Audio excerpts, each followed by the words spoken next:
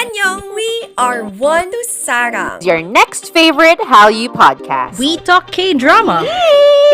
Ang daming kilig every time Oh my we God. hear K-drama. We also talk K-pop. Yung feeling ko sa 17 na they bring me so much happiness. And we live to entertain. What you gonna do when Dicky steak in front of Check us out now on Spotify and Apple Podcasts. Also on YouTube. Join us sa Tawanan at Kwentuhan from One to Sarang.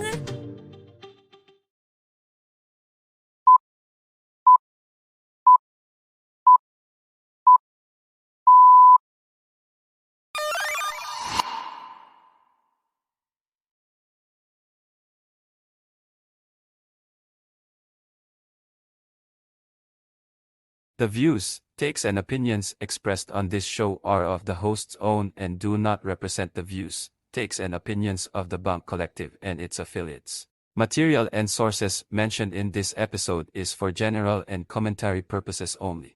This episode might include strong language and may not be suitable for children. Listener discretion is advised. Stay safe and stay wrestle everyone. Welcome to the main event, Mark.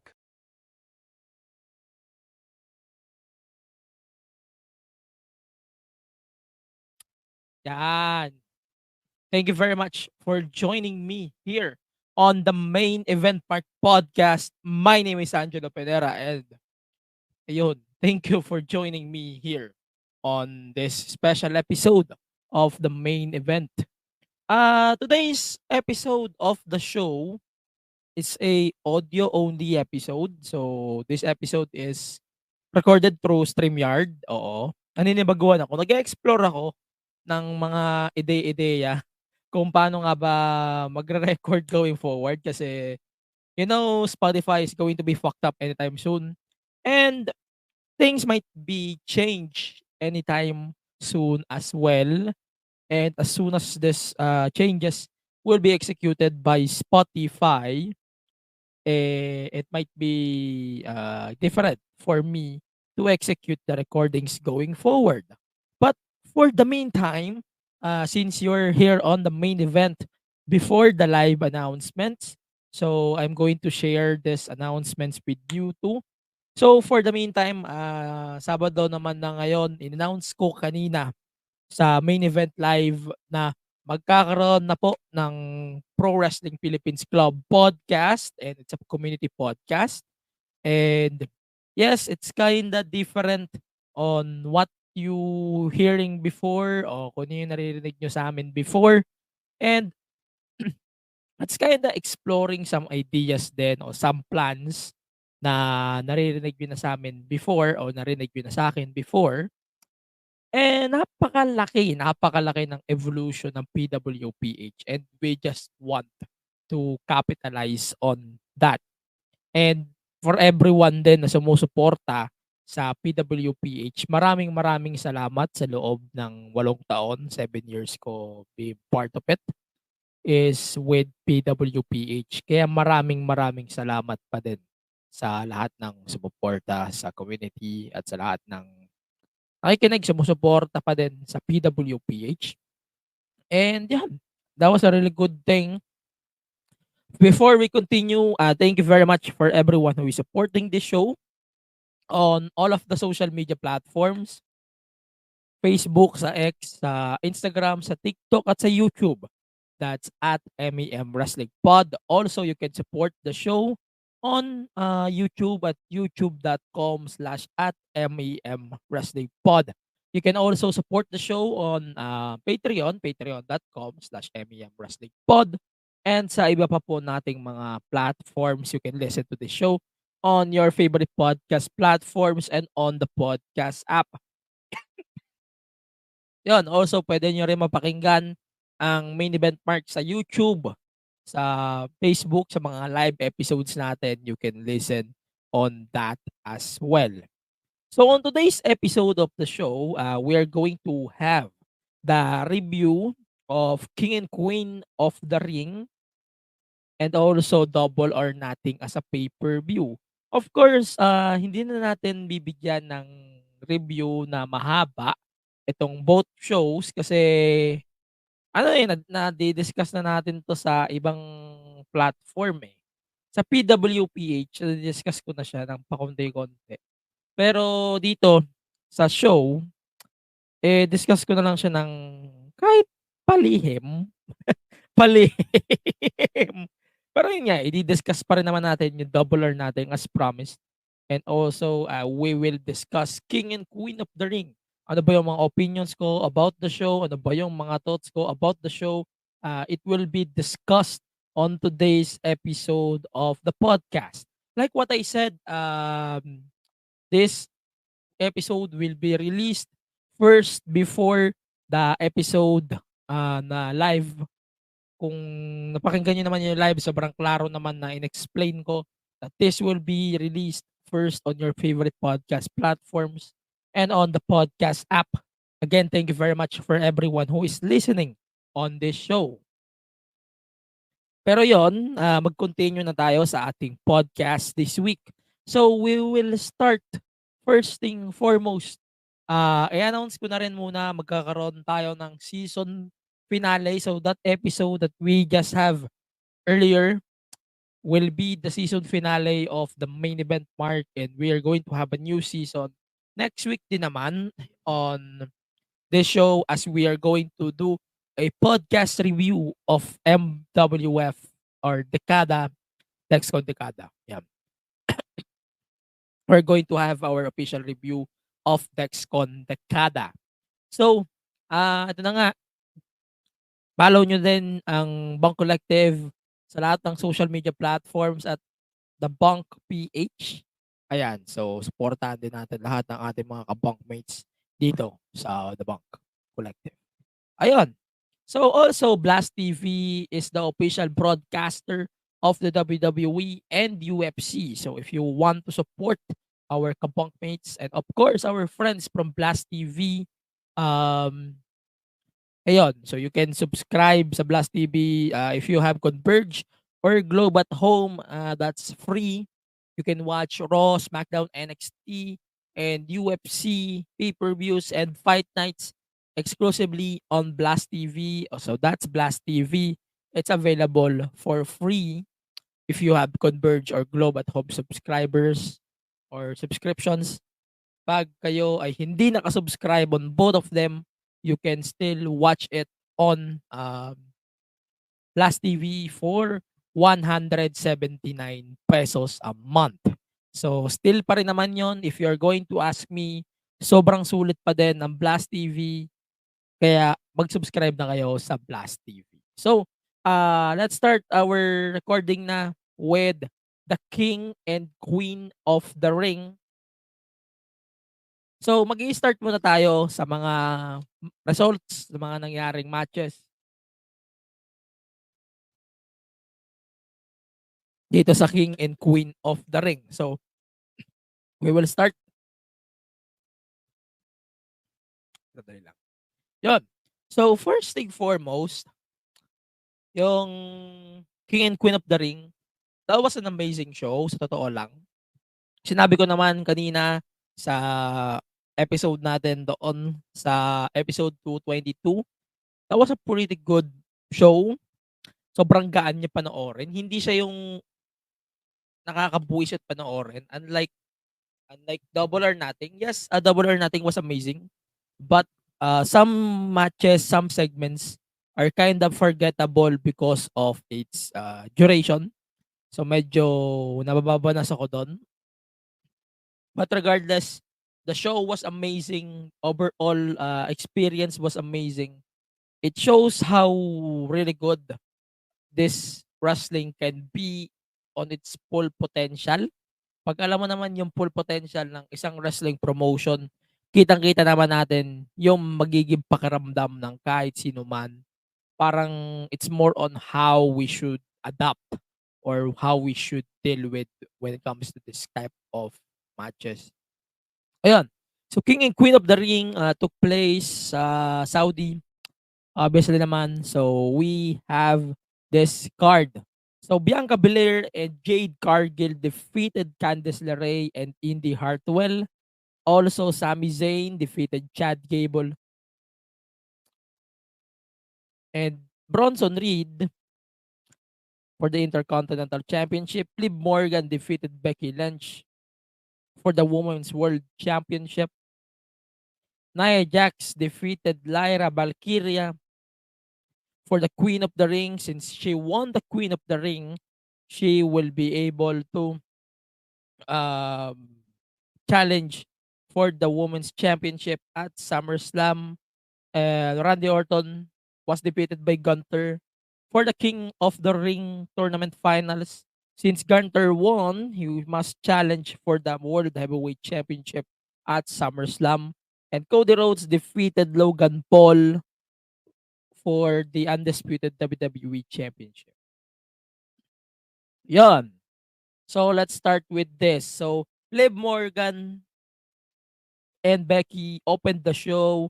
That was an amazing introduction by WWE. They gave us a solid presentation on how things will going forward when it comes to this PLE. And ang ganda rin ng presentation nila on how we should expect, how we should adapt, on how we should start with the show. It shows how WWE is evolving throughout the years, and it shows then kung paano nga ba dapat yung pagiging presentation ng women's division going forward. Lalo na, wala na masyadong 4 horsewomen sa WWE. So the only horsewoman in WWE right now, it's Becky. And Becky is, or Bailey and Becky. So Becky left and didn't sign the contract with WWE. And now, yun na nga, Bailey is the only horsewoman who is in the WWE right now. And it's amazing to see how things might go, how things might evolve, how things might be explored by everyone. And ang grabe talaga. When it comes to the women's division, sobrang deep talaga ng division ngayon ni WWE. Kaya hindi ako magtataka at hindi rin ako dapat anong tawag explanation ko dito. Kaya hindi rin dapat ako mabahala na kahit wala na yung 4 horsewomen, wala nang pakinabang yung WWE when it comes to this women's evolution. Regardless on not having Becky, not having Bailey or Mercedes Mane on the WWE programming anymore, and mostly Charlotte Flair, things are getting fine, or everything is fine when it comes to the women's division of the current WWE. I'm saying this because I'm confident to tell you guys that the women's division of the WWE is fine as we speak. Medyo hindi naman ako nag-expect masyado when it comes to this specific match. Hindi ako nag-expect masyado. I'm not expecting too much on this match because everyone knows that Becky might win or Liv might win because Becky might take a leave of absence. Pero naglabasan lang naman yung mga reports about Becky taking a leave of absence after na nung King and Queen. So, it's kind of interesting to see how things might fold or things might be addressed going forward. Pero yun nga, with Becky taking a leave of absence, Dominic continuing the storyline, and everyone continuing their thing when it comes to the woman. And that was a really good thing on how we should continue going forward, on how things might continue with Becky out of the picture. And suddenly, paano nga ba ang magiging plano going forward? At kung paano nga ba lulutasin ngayon ni Liv Morgan yung kanyang run as current Women's World Champion. And yun nga, with Becky leaving the company for now and taking a leave of absence, here comes Liv Morgan leading the charge. And now, she is most likely joining the Judgment Day. And yes, you heard that right. She's possibly joining the Judgment Day thanks to this current storyline with Dirty Dom. Dirty Dom is an amazing talent, if you're going to ask me. Sobrang solid ni Dirty Dom when it comes to this very, very solid story then that WWE is currently having. And to the fact that they're teasing this for weeks, to the fact that they are showing us this should be the headliner for weeks, this should be the main event for a few weeks now. And it shows how amazing Becky and Liv can be. And also, pag alam mo magkasundo talaga yung mga wrestler, it shows how vindictive or amazing they can be in and out of the ring. And this is one of the examples, and this was one of the examples why I should trust Becky and Liv at all. And on the way they're being booked, sobrang solid talaga. Sobrang solid ni Becky, sobrang solid din ni Liv. But it's time to give Liv her flowers talaga. And it's just very, very solid talaga. Yan. So, continue natin. Dirty Dom, give him as a factor. Nagmukha siyang tanga. Di naman kailangan talaga ni Liv yung help niya. Pero, yon, Dirty Dom help her to win the championship. That was a really good match. It's very given to see how things might go. And it's very rare too that Liv was booked like a fucking threat to her reign. So Dirty Dom, it's kind of obvious that he might involve. Pero ang grabe rin kasi ng manipulation ni Liv. And it's being taken as for a few weeks now. And it shows how vindictive Liv Morgan can be. It shows how solid Liv Morgan can be. And yung pagtitis na to, very, very effective. And on how she's getting presented, very good, man. Very good. Ang inaantay lang natin dito, the Tyros being on Morgan, hindi pa naman babalik si Mami. So, I'm fine. And the announcers calling Dom a fucking idiot. Pero yon, Dom is kind of confused. Everyone is expecting that he has to protect the Tyro that Mami is holding before. But yeah, hindi na siya, palpak na siya ngayon. So parang technically nagbaliktaran na si Dom tsaka si Liv o si Becky. Possibly, ganun din naman mangyayari. So let's see. Yun. Intercontinental Tyro. Let's go with this. So this IC Tyro match shows how amazing Chad Gable is. Sobrang ganda ng presentation with Chad. And sobra ding solid no naging presentation with him. I swear to God, the future is bright with this guy. Sobrang solid, I swear. Especially with tawag dito.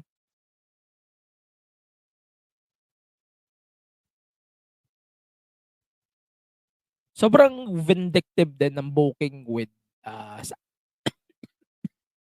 Sami Zayn and possibly Chad Gable din. Hindi ko naman mini-miscredit o ayoko rin i-miscredit si putang ng Bronson Reed. But it shows how amazing he can be. Sobrang solid kasi. Sobrang solid talaga ni Chad. And hindi ako pwedeng maging confident that he's not doing a really good job. But he does a really good job as we speak. And imagine if he didn't sign with WWE. Pero imposible. Imposible at this point. Sobrang imposible nang hindi siya mag-resign with WWE at this point. Diba? Isang malaking kagaguhan. Ewan ko pero I am getting confused na with how WWE is signing their talents as we speak. Parang nagkakaroon ng resigning, yes, pero parang ang labo din na ganito pa yung aantay natin para mag-resign sila ng contracts nila. It's kinda weird for me, it's kinda boffy. Pero yun, naintindihan ko din naman why WWE is focused with this. Going back with this match, very, very solid. Um, I know Sami might win, Sami might retain. Yes, I gave in with that. Pero with the factors, with the focus of the storyline, which is Sami Zayn versus Chad Gable, I'm already expected the finish and the outcome. And di naman ako magreklamo because that was a really good match. And that was a very good presentation on how we got Chad Gable. And possibly, he might able to get the title with that kind of presentation. Kaya sobrang solid ni Chad eh. So Chad Gable definitely has the most presentable storyline in the current WWE. Tapos imagine mo aalis ka ng company. Mag-expire yung contract mo. As mag-expire yung contract mo, tas ang ganda ng story mo, imagine naaalis ka ng gano'ng kaganda story mo. Parang ang gago eh, 'pag gano'n. Parang ang laking kagaguhan naman siguro if, he is leaving WWE tas, sobrang solid ng story mo ngayon sa television. And kaya nga parang imposible sa akin that he might leave the company. Pero yun, the match was pretty solid. And yeah, the story is focused either on Sami Zayn or Chad Gable possibly turning on Hall of Peace members of Alpha Academy, and medyo obvious na nga that the Creed brothers might join Chad Gable anytime soon. We have to focus on that. Like what I said, we have to book it right away then, and we have to move forward then going to Canada. Personally nga parang gusto kong manalo ng Money in the Bank si Sami. Pero imposible siya, pero posible din naman. Yun. So let's continue. King and Queen of the Ring. Let's focus with the tournaments. So Nia Jax defeated Lyra Valkyria. Napakaganda ng presentation nila on both Lyra and Nia Jax. But I am kinda heavy on Nia because Nia definitely won the Queen of the Ring. Pero yun. It shows how amazing Lyra is. And it shows then kung gaano nga ba ka-solid overall si Nia Jax. Si Nia, alam nyo, very solid yan. Pagbibigyan mo ng kalaban na magaling at kalabang effective. That's Lyra Valkyria to me. And it worked really well. Because Lyra Valkyria, kaya niya sumabay with someone like Nia Jax. And it shows definitely on this match. Very solid. The finish was solid. And the story that they have here was solid as well. Yeah, Lyra lost the match, but it shows how the future is bright to her. And like what I said a few days ago, wala pong sense pag face ang nanalo ng Queen of the Ring. Sinabi ko rin to ng live, it doesn't make sense. But this match was a short match, but very, very expected ko na. Pero yun, on someone like Nia Jax na napakalaki, hindi ako mag-expect na medyo di makakabawi si Lyra dito. Yun. Pero like what I said, she was very impressive on her whole run so far. Imagine, she's with Becky. Tapos, she's getting this moment beating by Nia Jax. Pero parang panalo pa rin siya dun eh, di ba? Parang panalo pa rin talaga si Lyra dito, sa totoo lang. On how she's getting presented. But like what I said, King and Queen of the Ring are more effective when it comes to heel roles. And it shows that it works. So Nia is a solid heel right now in the WWE. And it shows it can be this something that we really have or really wanted for a while. Pero regarding on that, Nia Jax definitely very solid, very cocky, And very cool moment din yung pagpasok ni Triple H after of the match. And yeah, si Trips din yung nagbalik sa kanya. So, that was a really good moment. And para sa akin, Nia Jax definitely nag-improve. Sobrang solid. And sa tingin ko, she's been at best on her current WWE run. Very, very vindictive. Very, very good wrestler as we speak. So, that's Nia Jax to me. Women's! Tapos na tayo dyan. So, let's go with the men. So, Gunther versus Randy Orton. Yes, umikot to sa controversy nga doon sa pinfall finish. Pero regardless, that was a really good match. Trips explained din naman that the ref's decision must be respected. So, they're currently riding off that way. And Randy Orton actually doesn't really have to prove himself on that. So, para sa akin, win-win pa rin naman to for both Cody and possibly Randy Orton tsaka kay Gunther as a whole.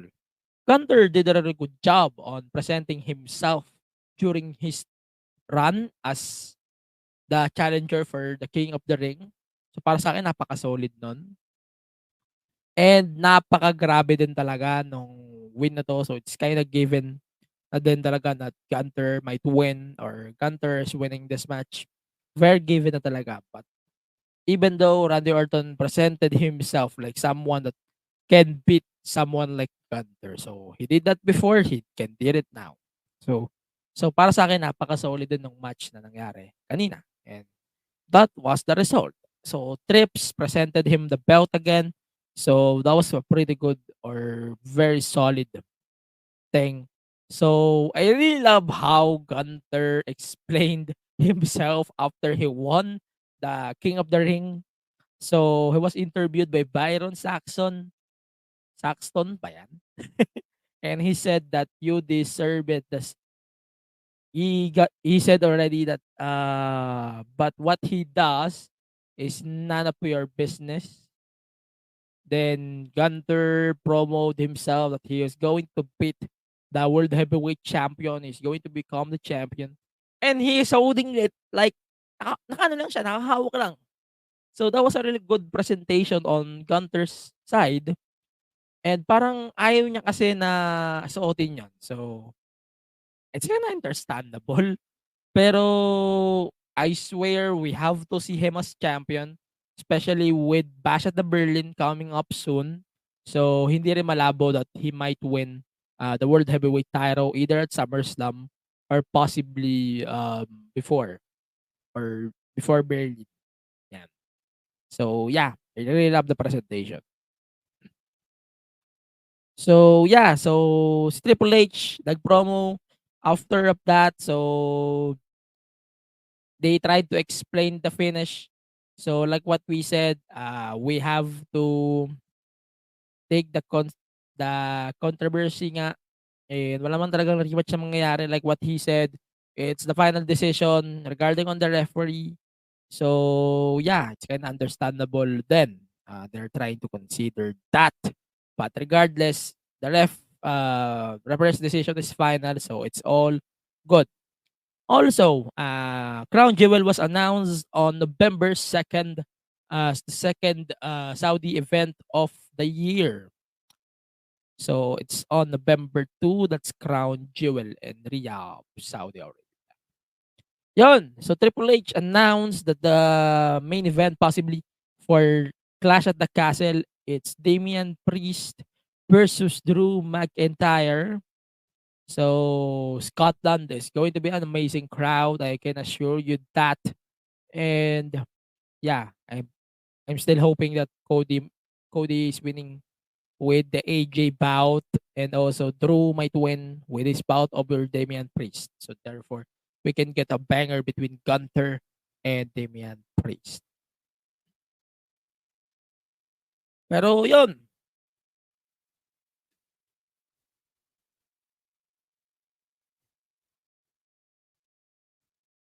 Ito. So let's focus with this. Si Ibrahim, napanood ko yung introduction na to. I think he did a really good job. announcing the main event, but please don't put him on the segment next time again. I don't think he appropriate thing. But yeah, it's kind of understandable. But going back, so Ibrahim Al Hajj did the announcements for the main event. It's fine, but yeah, it's very usual. So the main event, Cody Rhodes versus Logan Paul for the undisputed WWE title. The match was solid, but it's kind of expected to me that Cody is winning. Napakaganda nung splash ni Logan Paul from the top of the from the top. Then he jumped through the announcer's table. Tapos ano pa siya, naka-camera pa. Very, very solid. Naka-drone cam pa na something unique on this type of scenario, and that was a very, very good presentation on them. And it shows how WWE evolved when it comes to this type of scenarios at paano nga ba sila nag-evolve with specifically Cody and Logan Paul did a really good job on those parts. And yeah, that was a really good thing, especially. Ayun, so the guest ring announcer grabs Paul's legs. Kaya try niya ulit kunin yung brass knucks. Then Logan Paul was able to kick him away. Cody backed up.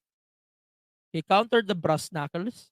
And then he hits the crossroads tries. And then he basically defeated Logan Paul. 1, 2, 3. But that match though, ito masasabi ko, that was a fun match. Totoo lang, that was a fun match. But that was a disaster. That was a fucking disaster. But like what I said, that was a fun match. But it's more than a disaster rather than a fun match. But that was a quality match, if you're going to ask me. Pero yun. Yun lang naman. And that's it. Yun. So that's King and Queen of the Ring for me.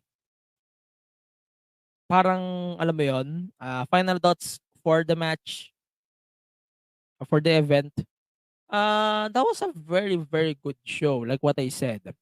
Although, hindi ko siya ilalagay on top of Backlash France because Backlash France hits different for something like a B show. This stuff. Ayun, the tournament was very solid.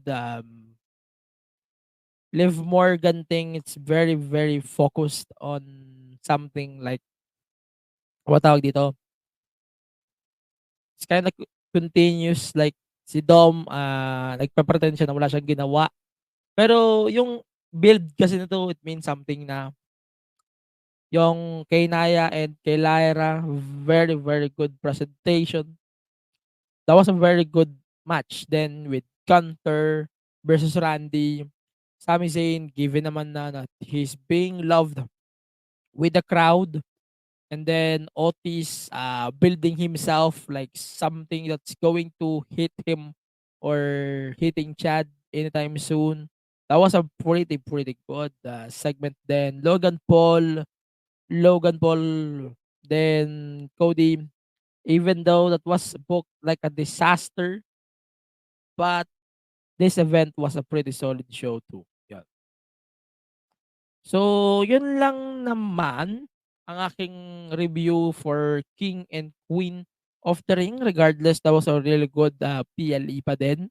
Regardless on what happened. And very solid pa din. Very solid presentation. Very solid show. And yeah, that's it for our King and Queen of the Ring. Let me know your thoughts on King and Queen of the Ring as we go back again for another commercial break. We will check our kabang mates on Bunk Collective.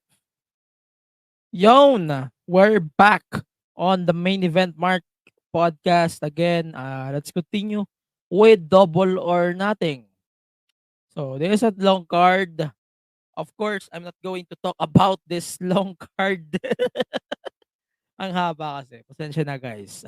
We're not going to talk about this long card that we have. But like what I said, this show was amazing. This show was a really good show. Pero yun, let's talk about this double or nothing card. Yun. Main event. The Elite defeated Team AEW. The Elite, Matt and Nick Jackson, Kazuchika Okada, Jack Perry defeated AEW, Bryan Danielson, Darby Allin, Cash Wheeler, and Dax Harwood.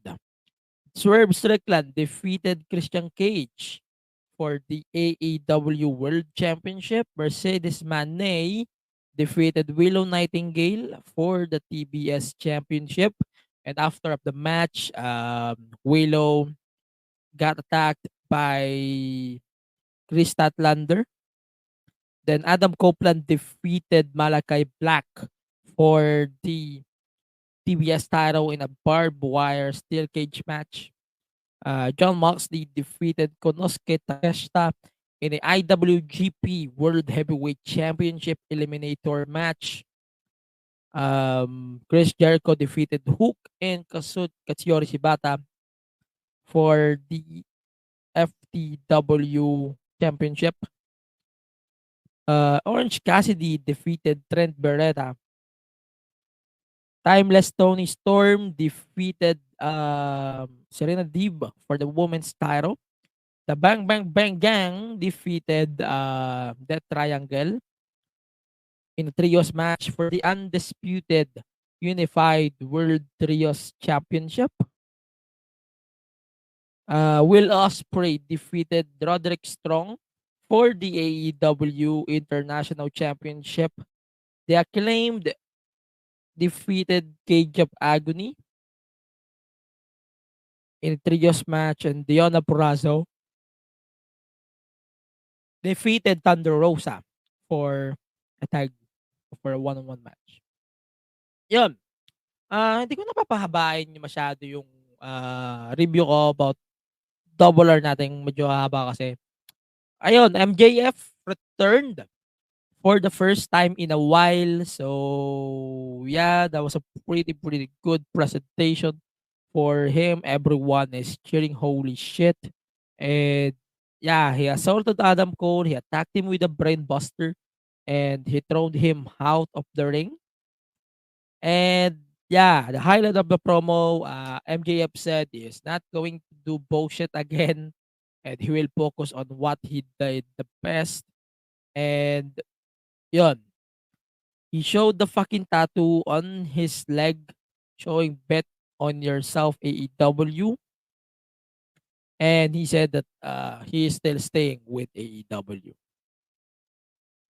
And yeah, welcome back MJF. So that was a pretty good presentation on his return. Yes, it's very aggressive, but it shows how vindictive MJF is. So, yes, very solid. Sa totoo lang. Very good, solid. And si Adam Cole is very given. Di ba naman siya cleared? So, yeah. It's kind of given. So, no issues with me. So, di ko na masyadong gagawa ng buong review yung show. So, let me do the analogy na lang for the whole card. So, let's start with the Anarchy in the Arena. I really love how they went into this. The match and the event was chaotic as fuck. And I swear, Anarchy in the Arena is definitely one of my favorite things in AEW so far. And it's very solid din talaga, sa totoo lang. Sobrang solid din talaga ni AEW when it comes to this Anarchy in the Arena matches. And it works most of the time.